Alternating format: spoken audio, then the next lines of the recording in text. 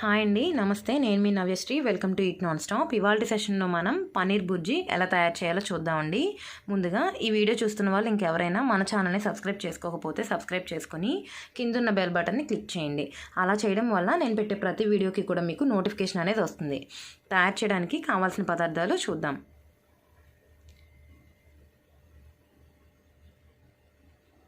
ముందుగా పన్నీర్ని తీసుకుని ఇలా మ్యాష్ చేసుకుని ఒక బౌల్లోకి పెట్టుకోవాలండి.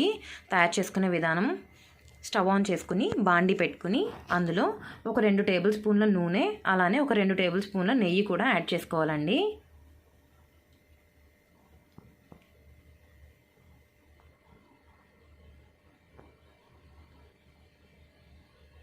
ఈ ఆయిల్ కొంచెం వేడైన తర్వాత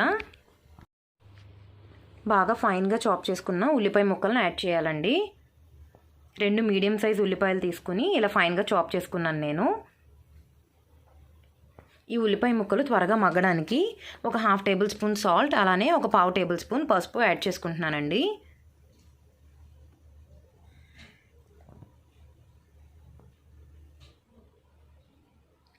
ఒకసారి బాగా కలుపుకొని మూత పెట్టుకుని ఒక 5 నిమిషాలు మగ్గించుకున్నట్లయితే, ఉల్లిపాయలు మంచి గోల్డెన్ బ్రౌన్ వచ్చేంత వరకు మగ్గించుకున్నట్లయితే సరిపోతుందండి.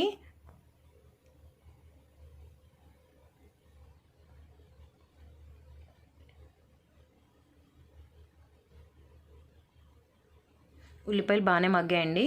ఇప్పుడు నేను పచ్చిమిర్చి చీలికలు యాడ్ చేసుకుంటున్నానండి. 3 పచ్చిమిర్చి తీసుకుని చీలికలుగా కట్ చేసుకుని యాడ్ చేసుకుంటున్నాను.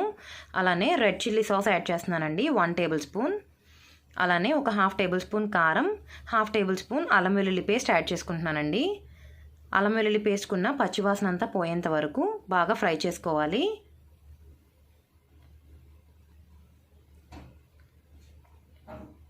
ఈలోగా 3 మీడియం సైజ్ టొమాటోస్ తీసుకుని మిక్సీలో బాగా ఫైన్గా పేస్ట్ లాగా చేసుకోవాలండి. ఈ ఉల్లిపాయ ముక్కలు బాగా మగ్గాయి, అల్లం వెల్లుల్లి పేస్ట్కున్న పచ్చివాసన కూడా పోయింది కదండి. ఇప్పుడు నేను ఫైన్గా పేస్ట్ చేసుకున్న టొమాటోని యాడ్ చేసుకుంటున్నాను.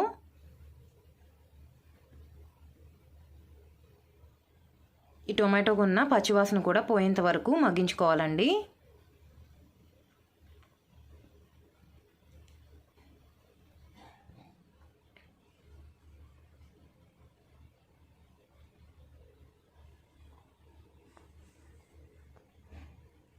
టొమాటో పేస్ట్ కూడా బాగా మగ్గిపోయిందండి. ఇప్పుడు నేను గసగసాలు అలానే జీడిపప్పు పేస్ట్ యాడ్ చేసుకున్నాను. అలానే ఒక 4 టేబుల్ స్పూన్స్ మంచి ఫ్రెష్గా ఉన్న కమ్మని పెరుగు యాడ్ చేసుకుంటున్నానండి. 4 టేబుల్ స్పూన్స్ సరిపోతుంది. అలానే ఒక 1/2 టేబుల్ స్పూన్ గరం మసాలా కూడా యాడ్ చేసుకుని ఈ ఇంగ్రీడియంట్స్ అన్నీ కూడా మనకి గ్రేవీలో బాగా కలిసేలాగా కలుపుకోవాలండి.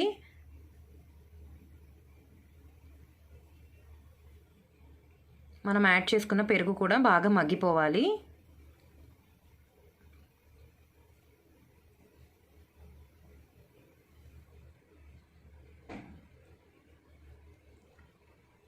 ఇప్పుడు ఒక చిటికెడు కసూరి మేతి తీసుకుని చేత్తోనే కొద్దిగా క్రష్ చేసుకుని యాడ్ చేసుకోవాలండి. ఒకసారి బాగా కలుపుకొని కొద్దిగా వాటర్ పోసుకొని మూత పెట్టుకుని ఒక 5 నిమిషాల సేపు ఉడికించుకోవాలండి ఈ గ్రేవీని.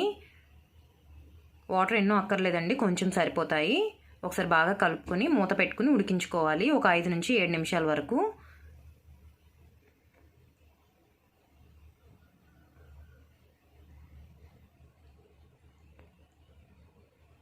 ఒకసారి గ్రేవీకి ఉన్న సాల్ట్ చెక్ చేసుకుని ఇన్ కేస్ మీకు కనుక సాల్ట్ పడుతుంది అనిపిస్తే యాడ్ చేసుకోవచ్చండి.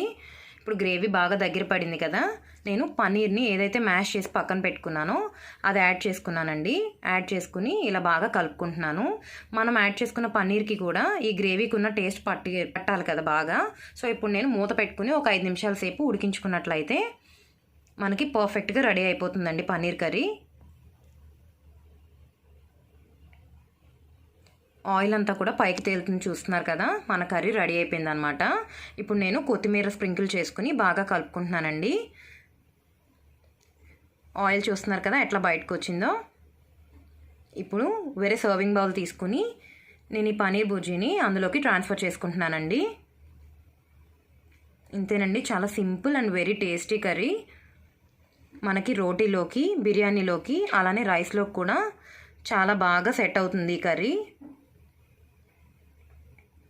డైజెషన్కి కూడా హెల్ప్ చేస్తుందండి. అలానే calcium rich, protein rich food అనమాట ఇది. పన్నీర్ చాలా చాలా మంచిది.